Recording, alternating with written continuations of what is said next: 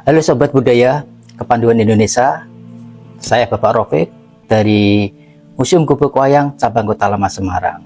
Semoga kita selalu dilimpahi kesehatan, keberkahan rezeki, dan umur yang panjang. Kali ini saya akan mengulik koleksi peluit Museum Gubuk Wayang yang ada hubungannya sama kepanduan. Dulu juga dipakai di pramuka maupun kepanduan. Apa saja koleksinya? Silahkan ikuti kanal Kepanduan Indonesia.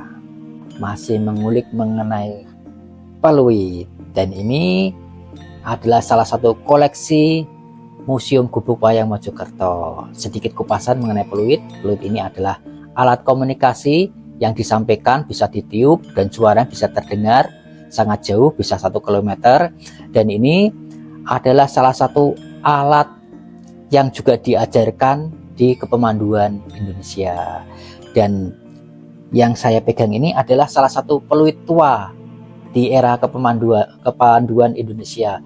Sebenarnya ini tidak banyak sejarah mengenai kupasan peluit ini, tapi yang jelas di era kolonial Belanda peluit ini pertama kali dipakai, dan saat itu namanya Kepemanduan Indonesia itu masih belum tertata rapi, jadi semuanya masih kayak akhirnya orang membuat sendiri-sendiri, mengepaskan materi pelajarannya. Dan ini adalah peluit yang dipakai di Kepemanduan era Belanda sampai dengan Indonesia merdeka.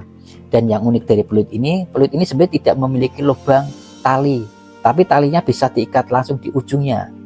Dan bahannya terbuat dari bahan kuningan, bentuknya sangat sederhana, dan kelebihannya ini adalah peluit yang paling berat mungkin dibandingkan dengan peluit yang lainnya atau peluit-peluit sebelumnya. Kita bisa cek lagi. Tadi sudah ada kupasan juga mengenai peluit di era penjajahan Jepang. Kita bisa cek di atas.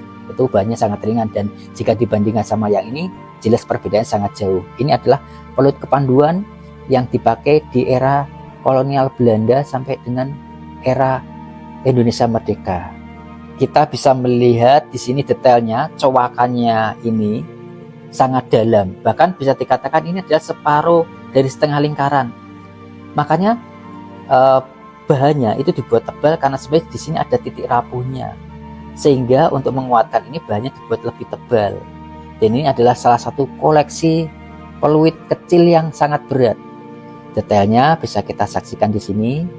Ini mungkin juga hanya buatan bengkel-bengkel pabrik biasa, tapi yang jelas ini dulu sangat penting di era pada saat Kepemanduan Indonesia masih mulai merangkak, bertumbuh supaya bisa berkembang. Demikian ulasan mengenai peluit. Jangan lupa share, subscribe, dan komen yang positif agar kanal Kepanduan selalu tetap jaya. Salam budaya, mempersatukan bangsa.